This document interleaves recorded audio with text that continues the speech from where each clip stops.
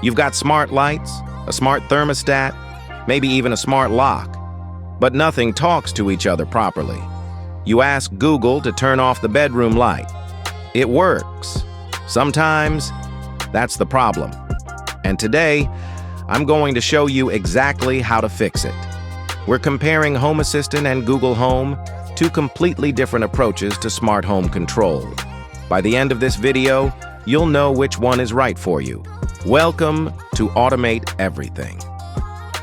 This channel is about one thing: using AI and automation to make your home work for you, not the other way around. Let's get into it. Google Home is a smart home platform.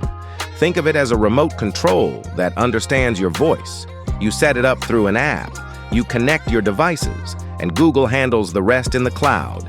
Cloud means all the data goes to Google's servers, gets processed there, and comes back as a command to your device. It's easy, it's fast, and most smart home devices support it out of the box. The downside? You depend on Google. If Google's servers go down, and they do, your automations stop working.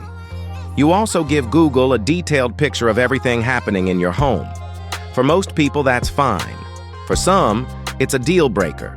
Google Home is best for beginners who want something that just works, without any setup complexity. Home Assistant is a different animal. It's open source software, meaning anyone can view the code, contribute to it, and improve it, that runs locally on your own hardware. Locally means everything stays in your house. No cloud, no Google, no subscription.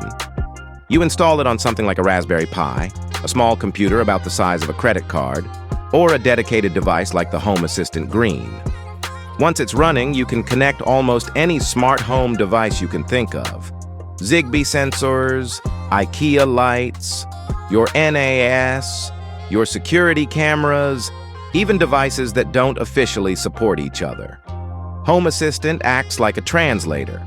It makes everything speak the same language. The downside: setup takes time. There's a learning curve, and you are responsible for maintaining it. But once it's running, it's powerful in a way Google Home simply isn't.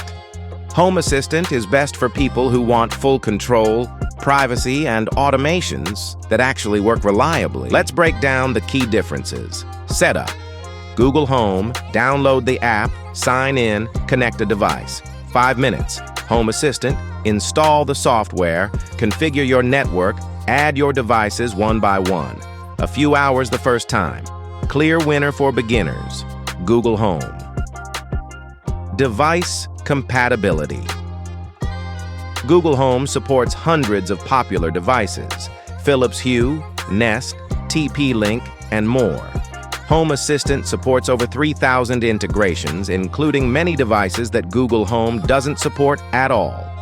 If you have older devices, niche hardware, or want to connect something unusual, Home Assistant wins. Automations. In Google Home, you create simple routines. When I say good morning, turn on the lights. That works, but it's limited. In Home Assistant, automations are scripts. You can say things like, if the front door sensor detects motion after 11 p.m. and the living room light is already off, send me a notification and turn on the outdoor light for 5 minutes. That level of control doesn't exist in Google Home. Winner: Home Assistant, by a large margin. Privacy. Google Home sends data to Google's cloud constantly. Every device state, every voice command, every automation trigger. Home Assistant runs entirely on your local network. Nothing leaves your house unless you set it up to do so. Winner: Home Assistant. Reliability. Google Home depends on an internet connection. No internet, no automations. Home Assistant runs locally. Even if your internet goes down, your automations keep running. Winner: Home Assistant. Cost. Google Home, free app. You pay for the devices. Home Assistant, free software. You need hardware to run it. A Raspberry Pi 4 costs around 55 euros, or the Home Assistant Green costs 99 euros. Over time, Home Assistant is cheaper because there's no subscription and no lock-in. Here's how to decide. Choose Google Home. If you're just getting started with smart home, if you want something set up in under an hour, if you use mostly mainstream devices like Philips Hue or Nest, or if you don't care about privacy or local control, choose Home Assistant if you want full control over your automations, if you have devices from different brands that don't work together, if you care about privacy and don't want your data going to Google, or if you're willing to spend a weekend getting it set up properly. And here's the thing most people miss. You don't have to choose. Many people run Home Assistant as the brain of their smart home and still use the Google Home app for voice control. Home Assistant has a Google Assistant integration. You get the power of Home Assistant plus the convenience of talking to Google. Best of both worlds. That's the breakdown. Google Home, if you want simple. Home Assistant, if you want powerful. If you want to see how to actually set up Home Assistant from scratch, including connecting it to Google Home, let me know in the comments, and I'll make that video next.